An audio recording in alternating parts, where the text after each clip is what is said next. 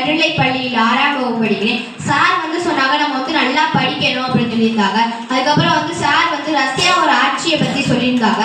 அதில் வந்து நெல் அப்படிங்கிறவங்க வந்து எல்லாருக்கும் முன்னாடி நின்று வந்து அவங்க வந்து சொல்லுவாங்களாம், நான் வந்து ரஷ்யாவை வந்து பெரிய நாடாக வந்து ஆக்குவேன், அதுக்கு வந்து உங்களுக்கு வந்து 3 கடமைகள் இருக்குது அப்படின்னு சொல்லுவாங்களாம். அதுக்கு வந்து ஒரு சின்ன பையன் வந்து எழுந்திரிச்சு கேட்பானா, முதல் கடமை என்னன்னு கேட்பானா, அதுக்கு வந்து அவங்க வந்து நீங்கள் வந்து நல்லா படிக்கணும் அப்படின்னு சொல்லுவாங்களாம்.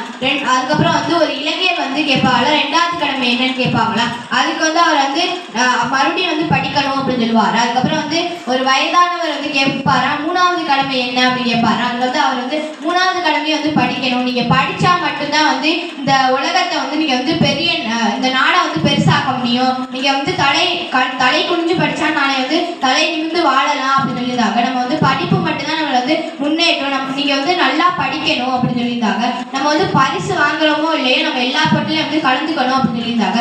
சார் சொன்னது வந்து எனக்கு ரொம்ப பிடிச்சிருந்துச்சு. நன்றி, வணக்கம். என் பேர் சூசுபிச்சத்தை ஒட்டைச்சாரம் மாணிக்கவாசகம் நடுநிலைப்பள்ளி 7ஆம் வகுப்பு படிக்கிறேன்.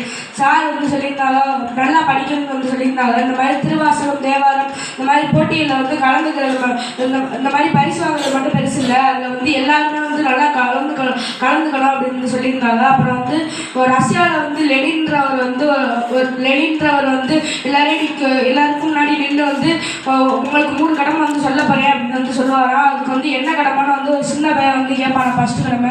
அதுக்கு வந்து முதல் கடமை வந்து படியுங்கள்னு முதல்ல சொல்லுவாராம். அப்புறம் 2வது வந்து வாலிபர் ஒருத்தர் வந்து கேட்பாரா. அவரும் வந்து நல்லா படியுங்கள் அப்படின்னு வந்து அவருக்கும் சொல்லுவாராம். அப்புறம் 3வது முதியவர் ஒருத்தர் வந்து கேட்பாராம், எல்லா 2 கடமையும் சொல்லிட்டு 3வது கடமை என்னன்னு தெரிஞ்சுக்க ஆவலா இருக்கு அப்படின்னு வந்து சொல்லுவாராம். அது 3வது கடமை படியுங்கள்னு சொல்லுவாங்களாம். அப்புறம் அதுக்கு வந்து அப்புறம் வந்து சொல்லுவாராம், நம்ம வந்து நல்லா படித்தாதான் இந்த நாட்டை நம்ம வல்லரசு நாடாக மாட்ட முடியும் அப்படின்னு வந்து சொல்லுவாராம். அப்புறம் வந்து இந்த மாதிரி நம்ம தலை குனிஞ்சு இன்னைக்கு படித்தோம்னா நாளைக்கு தலையிலிருந்து நடக்கலாம் அப்படின்னு வந்து சொல்லியிருந்தாங்க. சார் சொன்னது எனக்கு ரொம்ப பிடிச்சிருந்துச்சு. நன்றி, வணக்கம்.